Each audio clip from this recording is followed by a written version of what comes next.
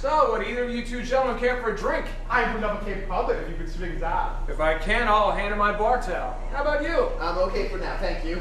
I'll have another vodka tonic. Your legs ain't broke yet. Right, I'm good. He seems nice. I hate to run into somebody you consider unpleasant. Oh, hi, I'm so glad to see you both. Can you come? We wouldn't have missed this for anything. I put my magnificent 27 liters into the fridge. We wouldn't want anybody else to guess what we wanted to get all quickly. Right. Has anybody got you anything to drink yet? Vernon went into the kitchen just now to do that. Yes, for everyone but me. It seems that someone not only told Vern I was a philanderer, but that very same person told him I was... the magic dragon! Hi! Vern told me I should come out here and meet someone. I'm Polly Metcalf. Polly, this is my boyfriend from the occasional business partner, Kyle Morris. Ooh. A pleasure to meet you. Well, I'm gonna go get myself another drink and one for my wife. Can I get anybody else anything?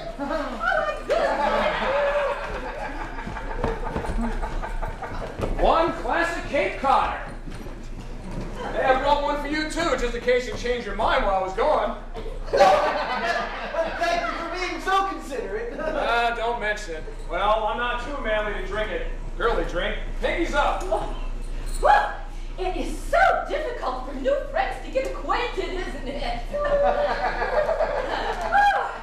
How long have you both lived here? Oh, we just moved here.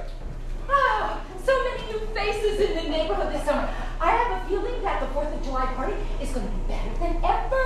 Where do they hold that? Oh, Vernon, I host that one. Yes, our house is right on the water. We have cocktails at 4. We shoot off fireworks at 9. But of course, you'll all be there to see it this year, won't you? It sounds wonderful. It was so nice for you invited to this party with us having so recently moved next door. Why wouldn't you be invited? There's sometimes neighbors aren't so accommodating when they find out that we've moved in. Oh, but you're so charming, so handsome, so sophisticated. I'm sure you're mistaken. We're also so gay. Oh.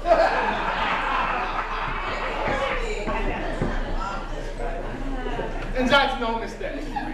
We all have our drinks now.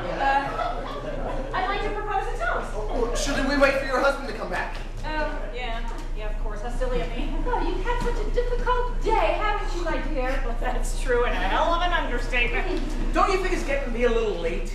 Late for what? For the other guests to arrive, for Tony and Trudy to come home, and don't tell me they're still out shopping. Why are you worried about Trudy and Tony? No, I'll bet that they stopped for a drink at the Rusty Rudder, and Trudy ended up flirting with some young hunk and lost all track of time. I mean, Trudy always has been a bit of a she-wolf when you put her around a well-built young man. That's not a very nice way to talk about your best friend.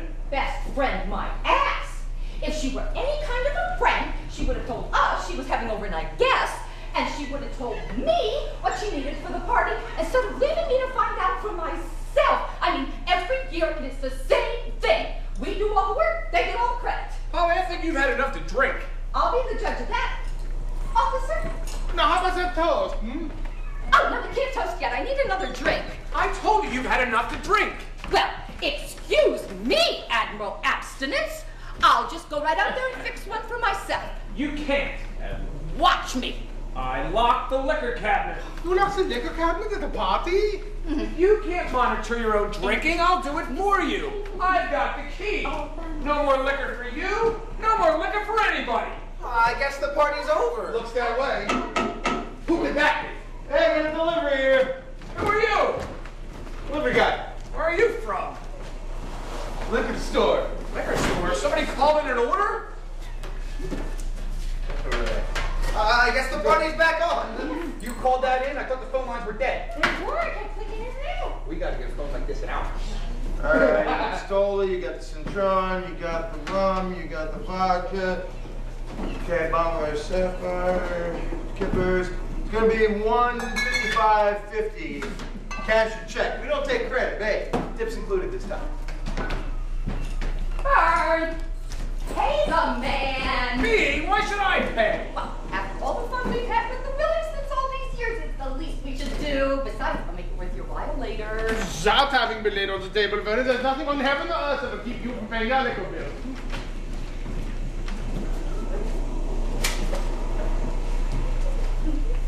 20, 40, 60, 80, 100, 120, 121, 122. Oh, for Christ's sake, here, take this stuff. Take all this stuff. Go. Hey, Yeah, just go. Christ. So, what time does this party usually start? I think it just did. The rest of the guests start showing up between 6 and 7. As far as I'm concerned, this all seems pretty suspicious to me. And I refuse to enjoy myself until I figure out exactly what's going on. Ooh, this is like one of those murder mysteries where we've all been invited so you can reveal who the murderer is. I think this is a little more serious than you're making it sound. Oh, I'm only trying to inject a few laughs.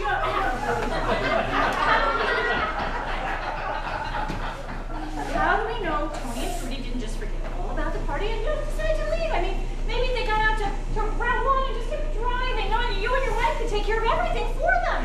Is that what you want us to believe? What? This is all just a little too much for me to accept, a little too strange, especially with my background. I think it's about time that I make that phone call to our hosts and go and call them and find out what the hell's going on here. Pennsylvania 65. Oh, No! Is there something going on we should know about? Well, oh, we're not exactly as we appear. Oh, he knows this already. Your husband knows us all about it. He did. You did? Remember, I told you the next one's my turn. Oh, gee. Don't worry, your secret is safe with us. That's very sweet of you, pal. You're going to tell me at some point what the secret is, aren't you? You know, that's not going to help us, though, when Jack Bauer out there contacts the Billabongs and finds out there's no party and they're not coming back. They're not. No, they are gone for a week. And we know this how? They sent me a text message. So why don't you just tell Vernon? Oh, God, it's more complicated than that. I don't know what we're going to do when they find out. Trudy and Tony are not answering their phone for some reason. you know, they probably stopped at that cheese shop in Fenwick and couldn't resist knocking back a few on their way home. Then why aren't they answering their phone? Would you answer the phone if you were having a drink with me? Hell yes. Of course you would, because you haven't got a romantic bone in your pants.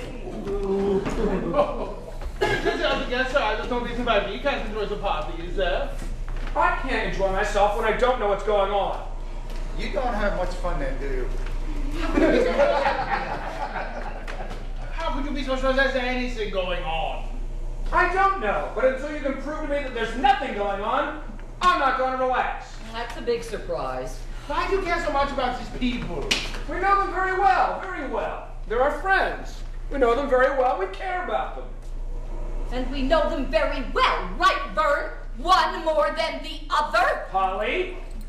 Are you trying to hide it? I know you have always had a thing for Trudy. What are you talking about? I've watched you with her, the way you flirt with her, the way you undress her with your eyes. I'm a cop. I undress everyone with my eyes. Right, Vern, now tell us why. Because everyone's hiding something from me. Oh, what am I hiding from you, Officer Byrd? Undress me with your cop's eyes. You'll never change, will you? What did I do? Oh, you are the detective. Go look for clues. I'll talk to her. I go cool. Sometimes it helps to have an objective man opinion on these things. Besides, I need the flesh doing. You make a mean gay product.